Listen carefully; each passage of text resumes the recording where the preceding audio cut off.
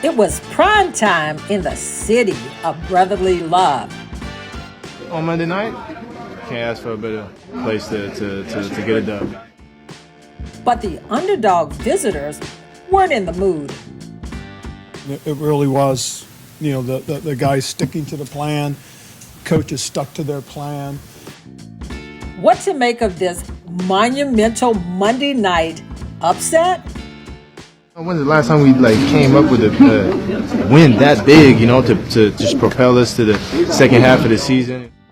And looking ahead to the season's second half on this Hall of Fame edition of Tony McGee's Pro Football Plus. The man is back, y'all. We're back. Call your mama, call your daddy. We're back and we're back. We're back. Tony McGee, back, y'all. We're back. Tony McGee. Come on. Tony McGee, Pro Football Plus. Tony McGee, Pro Football Plus. Tony McGee, Pro Football Plus. Tony McGee. Welcome to the Hall of Fame edition of Tony McGee's Pro Football Plus. We got a menu of things for you. Appetizing, we're going to start telling you how it's 9 days before Thanksgiving, but Washington served up a whooping to the #1 Eagle. Then in the main course, we bring in a Darrell Green. We bring in a Russ Francis and a Howie Long. And last but not least for dessert, I tell you how I ate down up in the picks this week. We'll be back in the moment. Welcome back to the Hall of Fame, Geico Hall of Fame, Tony McGee Show. And what we're going to do right away is go to Donham Hopkins in the locker room and tell about that defeat of the Eagles. Antonio, talk about just how much this team just fought. From that first half, you all controlled the ball, kept the ball out of their offensive hands. Just talk about this fight on this team today. That's what we're capable of. We've been trying to get at it all year. We showed pieces and pieces of it. We just never fully put it together. Talk about the fight that this team had. You all kept fighting all game long, and this offense controlled the ball the first half and kept the Eagles' offense off the field. Just talk about the fight in this team all game long. I just feel like this team has been battle tested all year. We played in multiple close games that came down to, if not the last play, the last minute of the game, and we comfortable with that. We used to that. We know if it come down to that, we know how we got to adjust to that. So I feel like the game plan was great, for us. Offense coordinator, he did a great job as far as just keeping the ball in the running back's hands, just helping us establish the run game and stay efficient. I feel like that really helped our team in the end of the third and fourth. I'm super happy that we were able to come in here and play a complete game. But if we don't win any game after this was all for nothing. Our goal wasn't to make sure the Philadelphia Eagles is our Super Bowl. That's not our goal. Our goal is to come in here, play good football, get the win, and stack them. We didn't get it last week. We got it this week, and now we're going to try to stack it next week. Talk about how this team fought from the beginning to the end to get this win, and how huge it is right now for this team. We had some adversity early in the game, you know what I'm saying? But we already know it's going to be adversity every game. So, we just fought through it, made the plays we needed to make, and came out with the dub. As they say, Juice, talk about this game and this defense and your play today.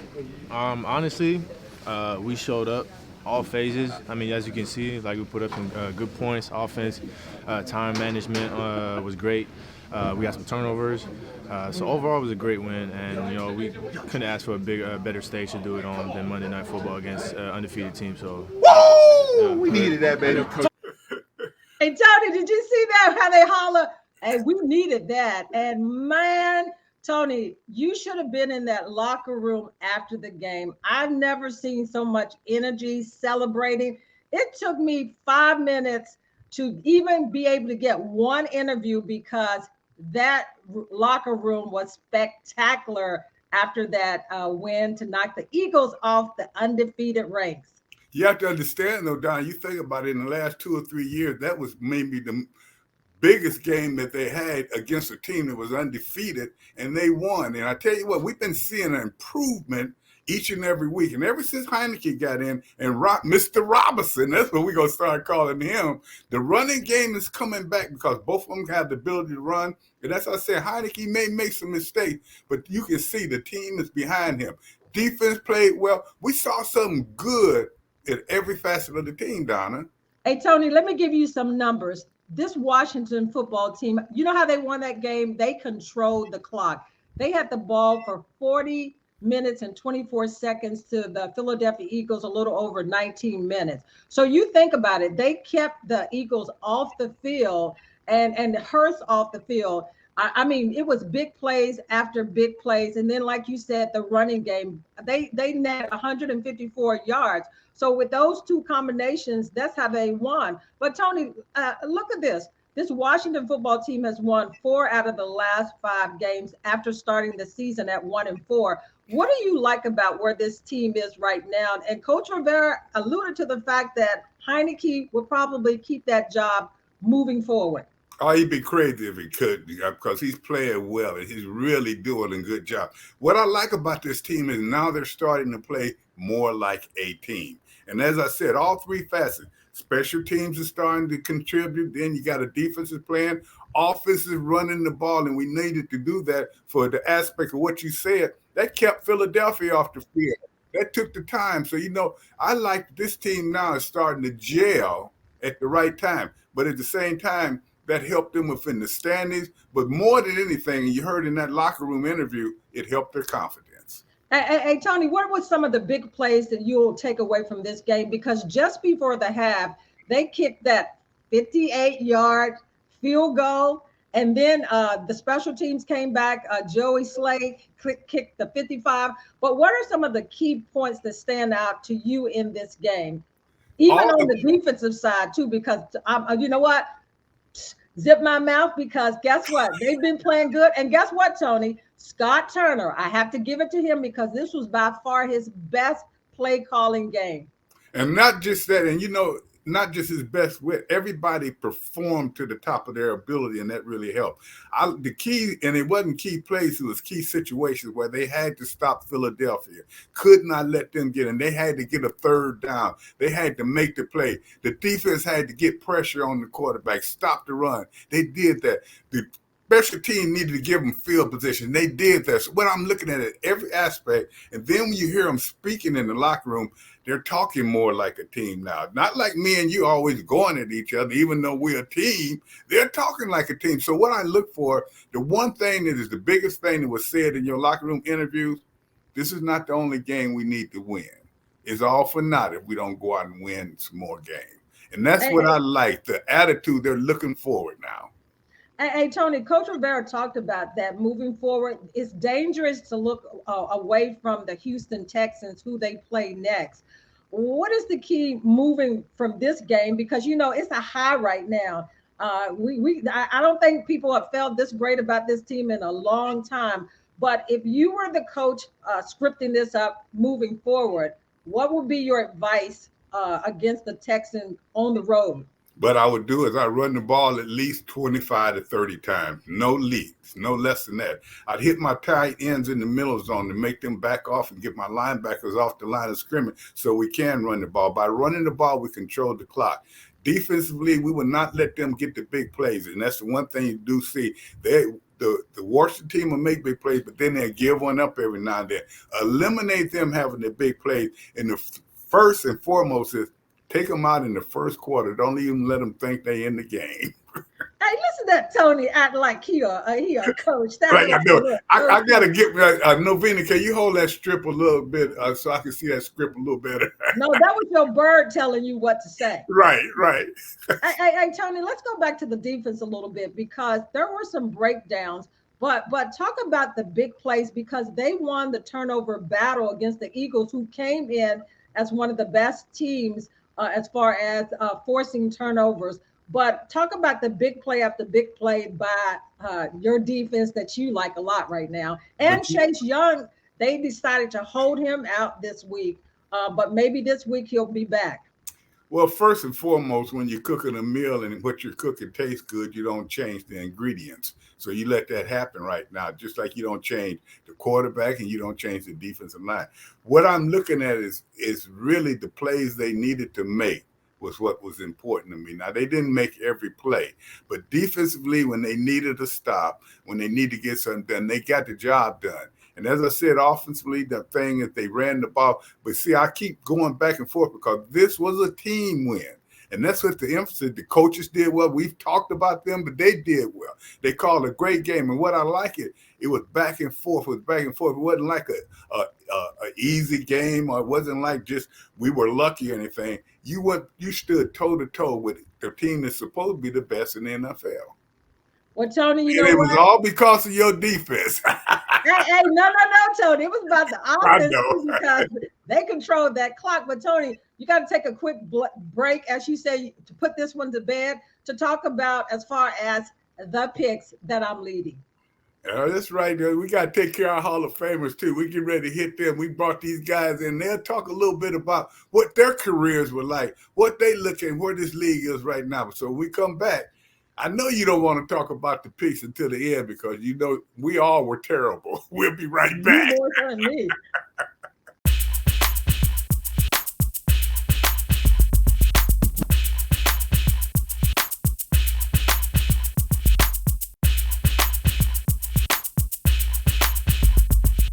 Now, I told you we had an exciting show. We told you this is our Geico Hall of Fame show. So what do? You go out and get some guys that played in the Super Bowl, but the thing is, they are superstars. They are Hall of Famers. So we went out, and now they were no longer the Washington Redskins. I bought in when they get to the Hall of Fame, they were Redskins. We bought in two of the best. We bought in one. Now, I saw this guy run a 4.1, but he must have saw me run that 4.1 too because he wouldn't never race me. I know he was the fastest man in the NFL, but he was scared of me. But one thing about it, I saw him catch somebody on a Monday night, and I won't even say his name. He's from Dallas. Talk about D. Green. Welcome to the show, D. Green. Oh, man, you're a mess, man. Now, every day in practice, we had to go against different guys. I didn't really have to go against Russ that much, this guy that I'm talking about, but he was a pretty rough guy. And you know what? I always looked at him whenever we played Dallas because him and Randy White would be having a heck of a fight. And he always stood there. And one time, Randy White just poked him in his eye. He went and got out and went back out there. And I tell you what, one of the best guards ever, Mr. Russell Grimm. Welcome to the show, Russ. Thank you, and Tony. Donna, good to be here. Now I'm talking to Donna again. I found out somebody, she's the hardest working woman in showbiz. She got to learn a little bit more about football. We'll take care of that a little later. Hey, but, Tony, I see you got more jokes. You're talking about outrunning Darrell, and now you're talking about this. Hey, Darrell, he's just full of jokes tonight, I see.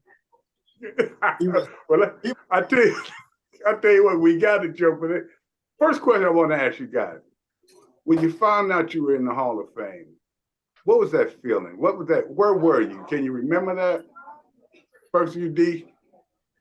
Yeah, we actually went actually to the Super Bowl. The Super Bowl was actually in Phoenix that year too, as it is coming up. We went to the Phoenix to try to see if we would get in there. So because the thought was you only get one chance to be on the first run. So I took the whole family there. So it was kind of neat to do that and be with the whole family. So that's where I was, just taking my chances and saying, hey, you only get one chance to be first. And if it don't, we can always slide out the back door and head home. Russell, where were you?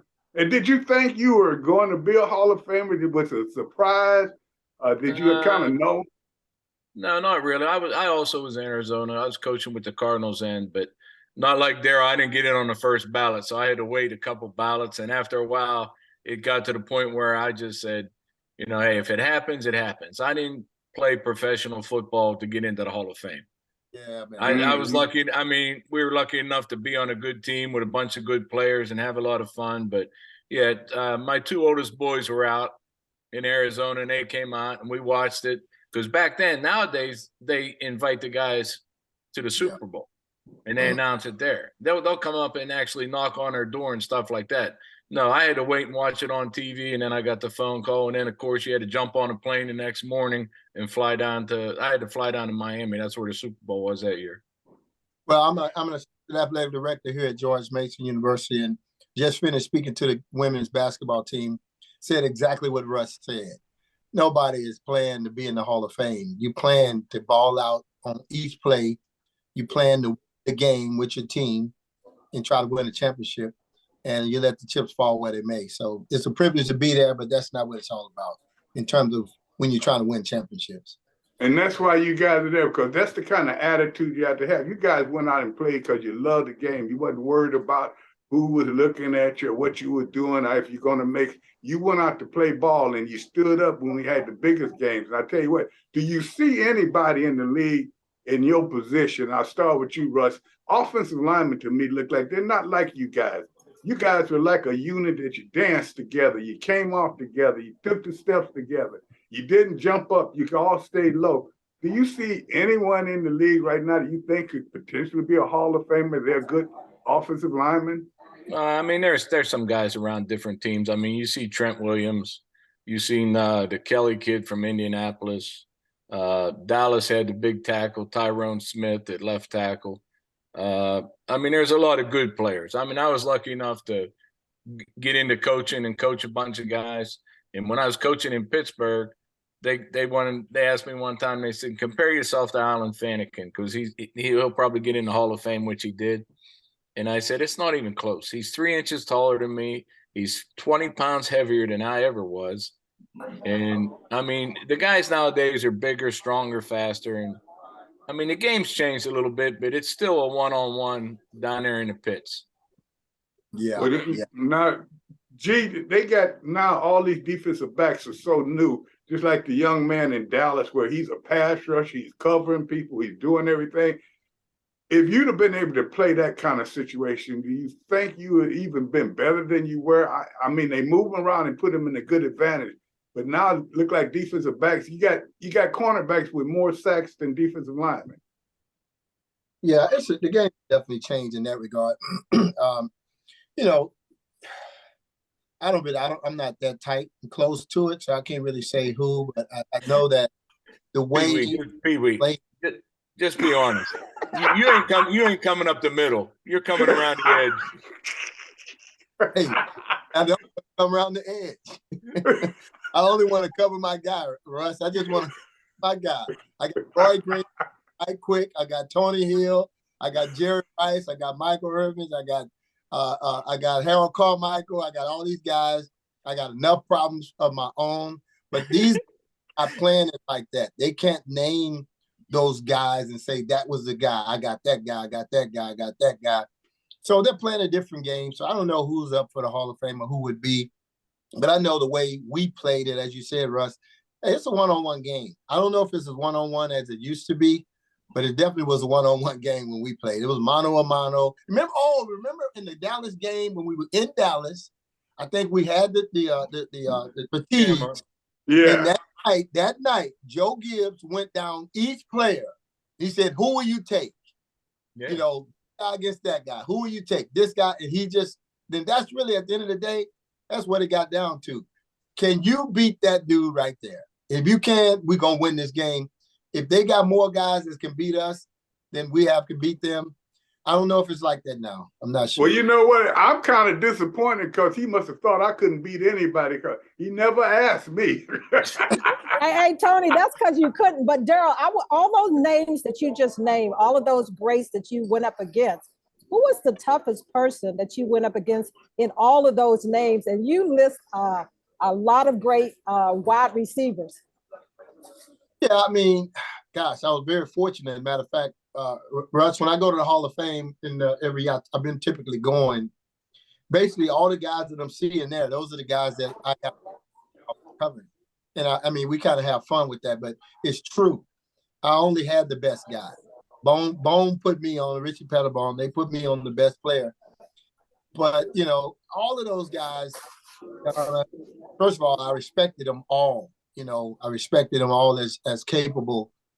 But when you look at, for me, I don't know about Tony and Russ, but that wide receiver thing is route running, heart, hands, speed, the quarterback, the offense. So when you look at the combined country of all those things, Jerry Rice had 2 Hall of Fame quarterbacks. He had good concept, good quarterback. He was getting rid of the ball quick. Jerry was running quick routes. He was not super fast, but he was fast enough. He had great hands, he had big heart. So he had to combine all of the good stuff And so I would say he was the best. He was the hardest situation that you would face. All that was combined with all that he had. But you had other guys who were fast, but yet maybe he can't catch. But got good routes, but he's slow. So it was always different, but they always had some challenge to deal with. That's interesting. You would say that too, that most of the players you played against, they're in the Hall of Fame as well. And, that kind of tells you something of the kind of talent. But, Donna, you had some questions you wanted to ask them. You're kind of quiet. Is that because you don't know much about no, because, football, Tony, you were trying to monopolize the time. You know a lot about position. Now, you don't dribble this ball. You try to catch it and keep it. Hey, Darrell, we know what meeting you just came out. You just came out of basketball meeting, so we already know. But I'm curious with both you and Russ, putting on that yellow jacket for the first time, just what was the emotion and what went through your minds? Well, I had my son up there, and my parents were gone. You saw everything is introspective. How did who's here, who's not here, who helped me get here? And it becomes kind of your life story. You start talking about your mom and your dad and when you was a kid and the coaches and your friends, and you just go this you travel your whole life through to say, how did I get to be here? And it's a special time, and it also belongs to more than you. Even my wife said, hey, shoot, I retired too. This is my Hall of Fame too. So it's a lot of people that is a part of that. So it is special for a lot of different reasons. What about you, Russ? I don't know. I mean, when I put the jacket on, it kind of kicked in that I didn't get there by myself, like Darrell said. I had a lot of good coaches along the way. And I always told, because I invited a bunch of the linemen out to the celebration in Canton. And I told them, I said, look, I'm going to put every one of your names on the inside of this jacket.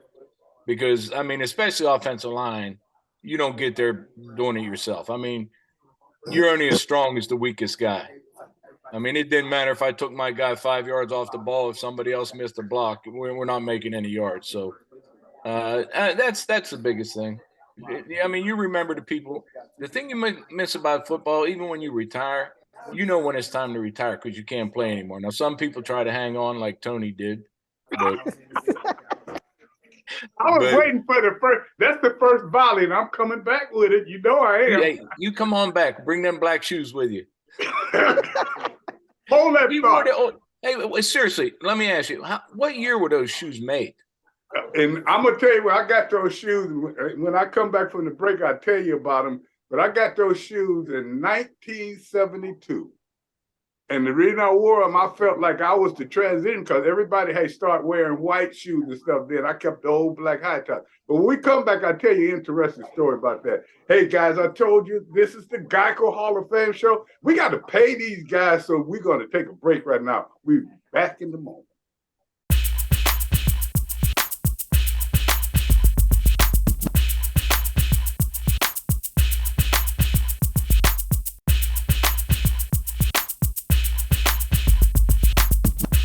Welcome back after I've been embarrassed on my show by Russ Grimm saying that I played too long, but I guess Coach Gibbs thought the same thing too because he bought me in the office.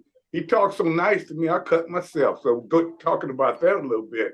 How do you guys look at the league now? What do you think about it? I'm going to tell you what I think about it. I don't like it. It's not good football right now. And I think it goes not only with players, it goes with the coaching and different things going on. It's nothing like when we were out there playing. And I just say it's different. Do you guys feel the same way? Russell?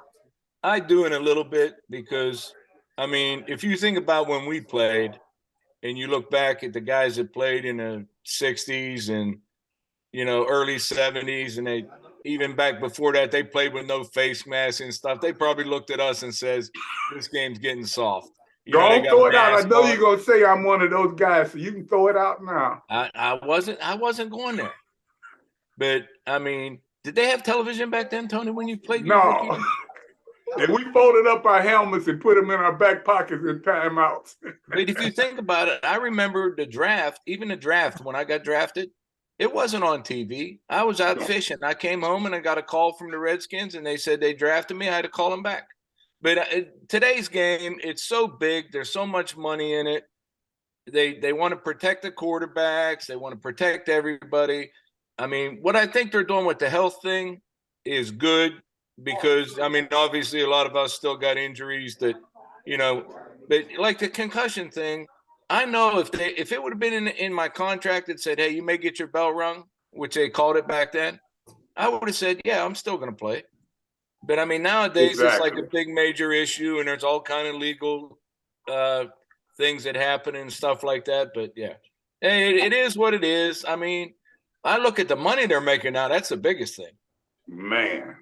Hey, Darrell, I want to ask you this. Now, if you were going on a 100-yard dash against Tony, how bad would you beat him? Would you have to give him like 50 yards and then you would track him down? Because Tony always talking about how fast he is. Yeah, I would say, I think you're a little bit over by maybe 5 yards. I'd give him 45 yards. You know, I think, yeah. Hey, Bruce, just tell him it's not top end speed. You had to have a first step. Yeah, that's all you needed. That's all I needed. I didn't need to go that far. But you know what happened, Darrell, why you called Tony Dorsett? You thought that was me you was running off. You didn't know that was Tony Dorsett. You thought that was... Tony, let me go back to what Russ said earlier about your shoes. You said you got those shoes in 70 or 71 or 72. Something. But the shoes, he asked, but he didn't ask you when you got them. He said, when were they made? I know he said that, and I avoided it. Now you'd have bought it back up again. They probably were made in the 40s. Hey, Russ, Russ, Russ, he talking about 70. I know, Russ, I was like, 70? No, them shoes were in those 70s. Hey, the fans didn't know it until you just bought it out. He said he got them in the 72. That's exactly. Thank you, Russ. He didn't say when they were made. Yeah, exactly. And get away with that too. Because he kept had to come in and spray him down with this ointment or something, beaver lotion or whatever it is, beaver oil. Otherwise, they get all dried up and cracked. And you know what though? And when I played with him, at first it was because I needed him, but then it was because I wanted to be one of the last ones. With that year, when I was playing with y'all, I was the only one in the league who wore black high tops, and so you know I still got them. I believe it. Hey, Russ and Darrell, when Tony came on the team, what was your thoughts about him at the beginning? What's the funny thing about Tony? No. That 1 year ahead of me. Tony got there in 80 for the Super Bowl year. I came right after that. Yeah. So he was 82. I was 83. I was in the draft room when we took Darrell. With Tony and PB. Perry Brooks. They literally, I say this, you know, and they really took me in as a kid. That meant so much to me. Small kid. I didn't expect to be in the NFL, but I don't care what anybody said. I never planned to be in the NFL. I was too little in most people's mind, and I hadn't thought about it in that regard. But Tony, those guys made me comfortable, helped me realize, okay, man, nobody, you know, you can play, you know, and I felt like I was somebody, I could do it. Tony Brooks, Perry Brooks, and Tony McGee, and Novena, they took care of me, man. Took care of me. We appreciate that. I'll say this. Yeah. In 81, we had Coy Bacon.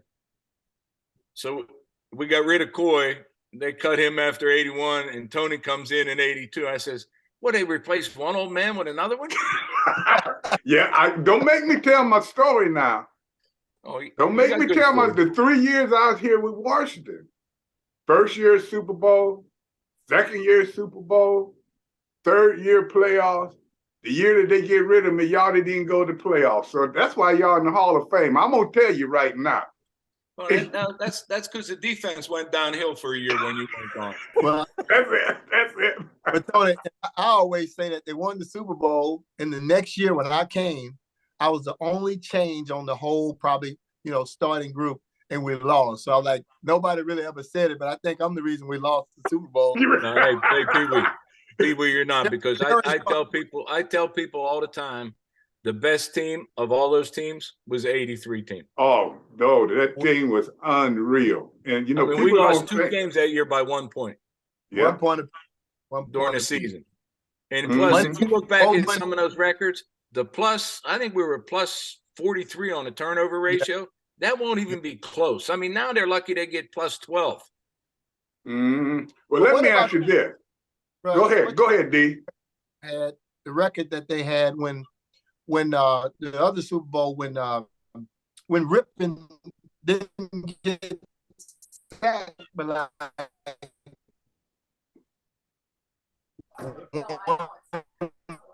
well, Darrell is going out a little bit. Yeah, I'm losing Darrell on the volume. Ridiculous amount of times when we won the Super Bowl, which was sacked. Like, I mean, can you hear me? Yeah, that year, we can hear you now. Rip got sacked 9 times. 9 times. That was a record at the time, right? Yeah. That'd be a record anytime. I mean, you think about it now, the quarterbacks are changing so much. That's why I was asking you right now. It seems like the stand-up quarterback is no longer the person anymore. Now they got to have a quarterback with athletic ability, and he got to run. A quarterback with Chicago, they won for 170-some yards. We had Bobby Douglas, and he didn't even run for that at that much of time. But let me ask you guys right now, because we getting there to close, and I know Donna got a couple of questions, but as you look around the league right now, and if you had to pick right now, I don't want you to pick in the week. I'm looking at a little bit over halfway.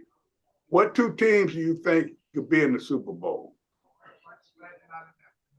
Well, you got to go with Philadelphia. Why? I'm going to take. I think it's going to come down in the NFC between Philly and San Fran because they both run the ball pretty well. Listen at Tony. And then the AFC, they're all pass happy. I think it's going to be again Buffalo and KC. And you know, it's either Buffalo or KC. I like them, but let me tell you what, the Vikings last week showed me something. I didn't know that they were as good as they were. I don't know if it was luck. Cousins, they played well. They played Buffalo. But Buffalo also showed me that I was with them making a mistake at a crucial time. You can tell them they're young. I mean, you get down there. How are you going to get down on the 1-yard line and drop the ball after you'd have been lucky just to still be in the game? But those are the teams I think will beat it. Donna, what about you? Tony, it wasn't Buffalo's quarterback, Josh Allen, ends up in the last 2 games throwing 2 crucial end zone interceptions. To me, he's struggling because they had every opportunity. And I was high on Buffalo, but not he's hurt, right now. Donna. He got a little injury. Give the man a break. Hey, Tony, no excuses because he threw in the double coverage. So I'm not giving him excuses. But I'm like, Darrell, you got to talk about the Philadelphia Eagle. And if you hear all this noise in the background, it's because I'm up here in Monday Night Football getting ready for the game. So I still think that you've got to get Philadelphia on the NFC side, and I'm going with KC still. Now, I don't like KC. I just think that their quarterback, they got rid of a big-time playmaker. I know they say they got a young guy in there now that runs like Darrell or 4-1 or something, but at the same time, that quarterback has to make so many crucial plays. And I think that same thing about the Baltimore quarterback. They count on him too much. Just like you said about the quarterback up in Buffalo. He made major mistakes, but he made major plays. But when you got to count on one person so much, you think about the team overall, all these guys were important. Tony, you don't know Kansas City. It's more than one team, one player on that team. You didn't ask us who we liked. You asked me who I thought would get there. Who do you like? Who do you like? Well, I think the Raiders look good. I think Houston's got a chance that if they get past Denver. Yeah, right now. I know. Hey, Darrell, don't you think Kansas City and the Eagles? Darrell already said the Eagles for sure. Yeah, I like Kansas City too. I don't believe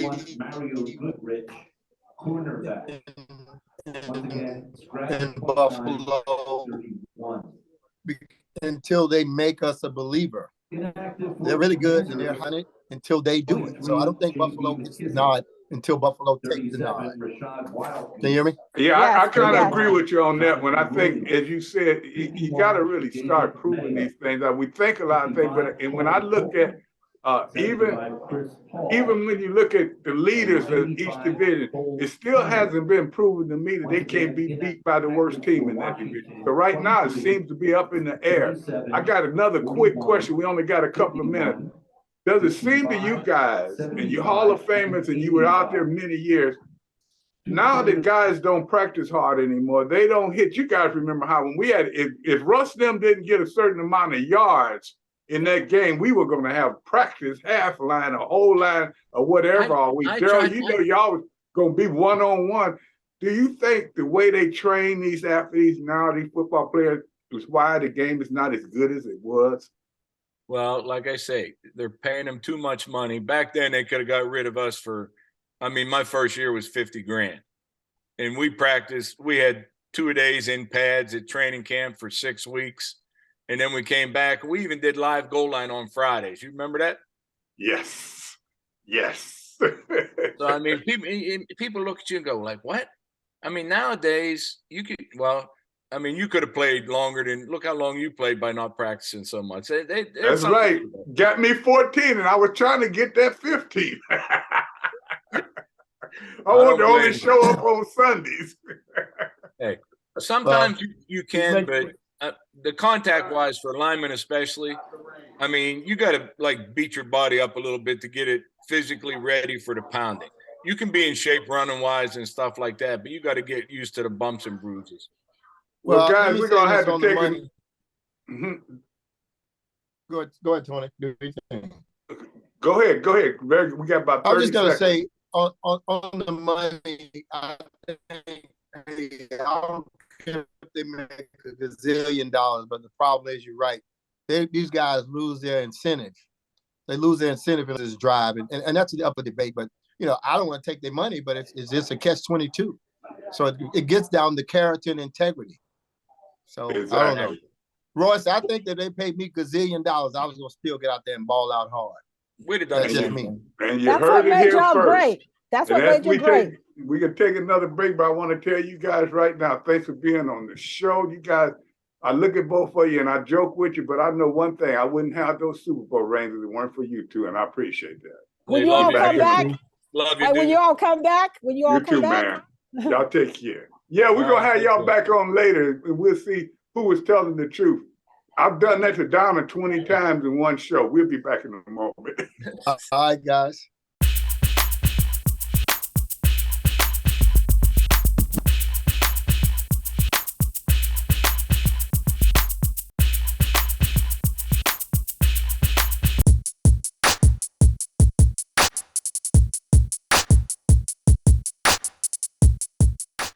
As I told you on Tony McGee, we have the greatest shows, and we go out and we speak to the Hall of Famers.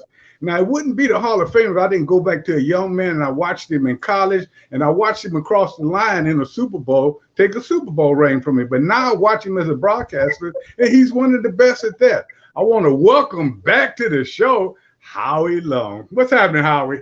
What's up, big man?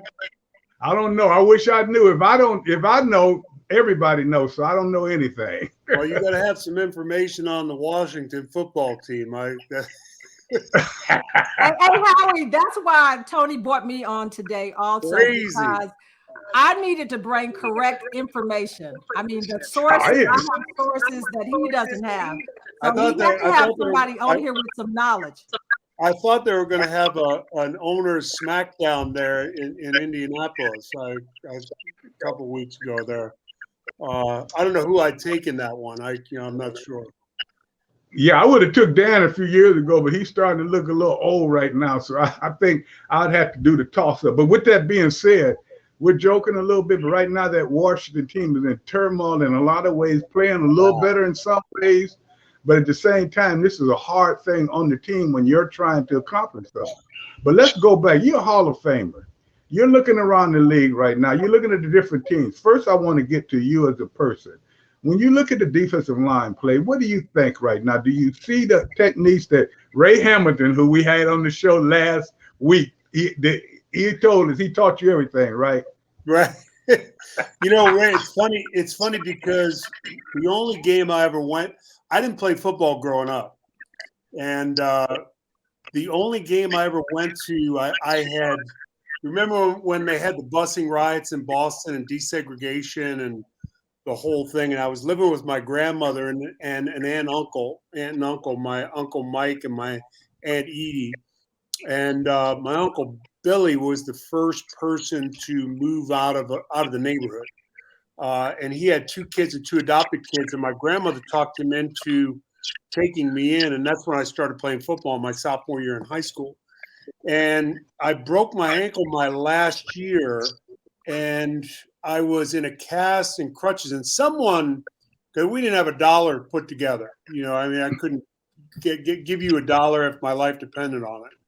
And somebody got us tickets to the Patriots versus the Raiders in 1977, I think 77, 76, the year that the Raiders won the Super Bowl. And it was up in New England. And the Patriots with Ray Hamilton just smoked the Raiders that day. And it was ironic that, fast forward, I'd end up with the Raiders and, some interaction with the Patriots and all that. So, yeah, I see in defensive line play, everything, Tony, is bigger, stronger, faster. You take a guy like Micah Parsons. I'm not sure, there's an answer for him. And he's a guy that's just kind of, and here's the scary part. He's figuring it out as he goes. Yeah. And they're playing him on the right side, the left side, inside backer. He's back in coverage. He does so many things. And he's as gifted a player as, he's kind of a generational player for this generation. He's that guy. But, the defensive tackle, for example, we always talk about comparisons.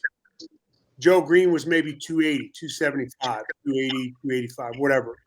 The guy that's playing that position now is 315, 320. The defensive end position has probably, with the exception of the guy that is a complete player, like a guy who's 6'5", 280, plays defensive end, he plays the run, he plays the pass. And then you have the hybrid guys who are specialists like a Von Miller, who I don't know if Von Miller picks stocks, but he sure picks teams well. I can tell you that. He sure does. Well, I'll tell you what, I'm going to call him and ask him if he has any stock recommendations because he knows how to pick them. But he's a guy that, and it's really, there's so much more movement than when you played and when I played. The thought of even going somewhere else was totally foreign to players from our generation. And I think Von Miller is a great example. Denver said, we're kind of retooling. We can't afford the salary and gave him an opportunity to go to the Rams, and they win a Super Bowl, and now he's with the Buffalo Bills. And depending on the health of Josh Allen, boy, oh boy, they look like a team that is right there in contention. Hey, Howie, Tony was getting ready to put the Buffalo Bills out of the past. I sure was. Just because they lost one game. And I told him, it was the Jets. The Jets are not bad. He had lost hope in the Bills. And I was like, no, Tony, that's one game. I'm not worried about the one game. I'm worried about the elbow. I don't know what they call the UCL or whatever it is, whatever ligament it is in his elbow, Hey, listen, Josh Allen, I love to watch him play. You want to talk about bigger, stronger, faster. Have you ever walked up on him, Tony? No, but I've heard about it because, he went to the same he went to Wyoming as well, and I've heard stories about him. But when I look at him, and you know what they always say, Howie, he is one of the best playmakers in the game, and he can do it all. And as you said, but that elbow is troublesome. But really what is getting me, not just the elbow, but I expected them, even with the Jets, with the other team, they are a team that they showed last year that they are resilient. They can play every position, and they're never out of the game. I'm not seeing that this year. Not only with them, I'm seeing that with other teams as well. So when you say the Bills, they're still one of my teams. But I want to ask you this, Howie. As you look around the league, to me, I only see 7, 8, 9 teams that are really a threat. Well, a great example is how do we view what is Minnesota 7-1? Mm-hmm. How do we view Minnesota just played Washington? how do we view Minnesota? A mirage. You know, they win. They're winning a lot of close games. It's a new coach. It's a new voice in the front of the room. Kevin O'Connell's done a nice job for them. There's a lot of these wonder kid kind of coaches now, and half of them, ironically enough, were on your staff in Washington. You look at all the head coaches that came off of that staff under Mike Shanahan. It's amazing. But it's a team that, they're 7-1. I think I thought the Buffalo test with a healthy Josh Allen would be a great barometer to see where Minnesota really is. But now with Josh Allen possibly dinged, I'm not sure that test will be as big. But they get the Cowboys at home the following week, and I think we find out a lot about Minnesota in these next 2 weeks. But they're a great example of a team that, I like Dallas. Who are the better teams? The kid in Kansas City. Mahomes. Boy. But he's one guy, Howie. He's one guy. He's still. Tony, he's kind of like a Michael Jordan kind of guy. Tell him again, Howie. Tell him again. He's a guy that you're old enough to remember that movie El Cid with Charlton Heston, where you just prop him up on the horse half dead and put a post up on the top, and just the sight of him throws the fear of God into people. He's that guy for that football team. And the other night was a great example. He threw the ball 65 times, and he had key runs in the game. He can do everything that any quarterback in the league can do. He's a tremendous competitor. His teammates rally around him. The issues in Green Bay, it's I think Aaron is as gifted a quarterback as you could possibly find, but I don't know if he's a guy that I'm going on vacation with or having a beer with on the weekend. Maybe I'm wrong, but the guy in Kansas City is, having a son that played there for a year with him, loved him as an offensive lineman, loved him. He's the genuine article. He's a guy that, and I think for Dallas, if they're smart, they found that formula with Cooper Rush playing quarterback with they went with the two-headed monsters at running back, and Zeke is the hammer, and I think the other guy is more of a dynamic guy. I think Pollard is a guy that can hit the home run as he showed in the last game. They're coming off a bye. I think they're going to be healthier. Dak is probably a lot more comfortable now than he was in week one versus when he came back versus Detroit. And that showed the last game. I think they're going to be a team that people are going to have to deal with down the road. What's your But you take look on at the this, Ravens? I like them. Yeah. But what about this Philadelphia team, which the Washington is battling, and everyone's saying they're the greatest team? When I look at Dallas, I look at any team that tries to play Dallas with speed is in trouble. But when they pound the ball on Dallas have a little bit of problem. I look at Philadelphia, all-around team, but at the same time, they just haven't proven to me that they can beat the bigger team. When I look at the NFC, I'm going to tell you what, and you guys will probably really look at me and say he's crazy. Ever since San Francisco got the running back, if San Francisco stays well, San Francisco will be in the Super Bowl. Both of you heard it here first. And when the end of the season, I'm going to get both of you back on, and I want you to say it again. Howie, educate him on the Eagles, please, because to start with the Eagles, I think they won a Super Bowl a few years ago. Okay, our son Chris was on that team. The way that team was constructed is kind of, I think it's something that you can appreciate, Tony. I think that team was constructed offensive line, defensive line, depth. They're physical.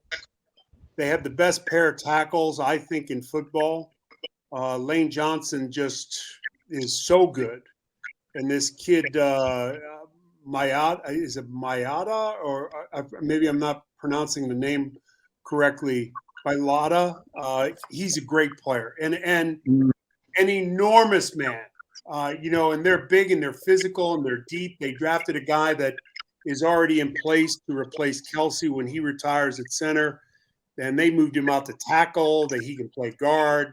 They're deep. Their defensive front, they picked up Quinn. Howie Roseman's done a great job. And, you look at the corners they have, and that was really showcased versus the Dallas Cowboys. Well, guys, thank you. One. This couldn't have been a better. And when you talk Hall of Fame, ladies and gentlemen, you need to look at this young man here. Not only was he a Hall of Fame football player, he's a Hall of Fame broadcaster, but he's a Hall of Fame person. And thank you, Howie. Tony McGee's Pro Football Plus Speakers Bureau offers you various opportunities to connect with former and current players along with Tony and the crew. For more information, go to redmagplus.com Speakers Bureau. Welcome back to the show, and we want to apologize to you about the microphone of Darrell Green, but at the same time, it's been some other mistakes that was made on the last show, Donna. We're going to bring Darrell back, but we can't bring the picks back. Hey, Tony, you know what? We were all terrible in the picks. Thank God the Washington Commanders didn't play like our picks were, and you can look on the screen for this week's picks, and yours truly is leading that. But, Tony, you know what? Thanksgiving is coming up soon. And Ricky Irvin's got to get us fit. So let's see what tips he has for us this coming week.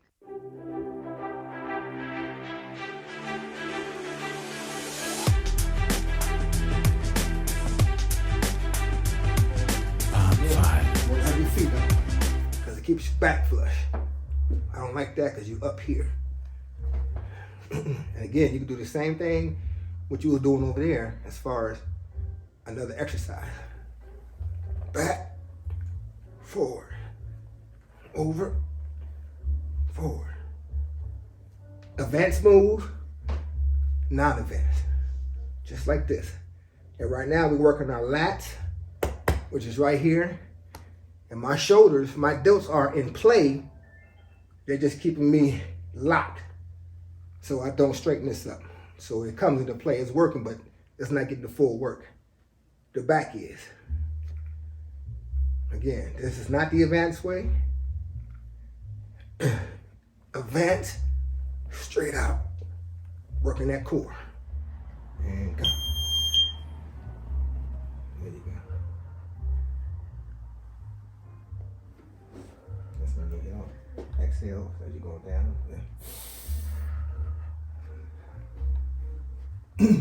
But breathing is so important, man. You'd be surprised how many folks that when they're doing weights that they don't breathe.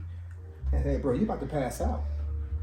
You got to breathing helps you with your rhythm. It helps you with your weight. It makes you stronger. It's like filling up your lungs and letting all that out.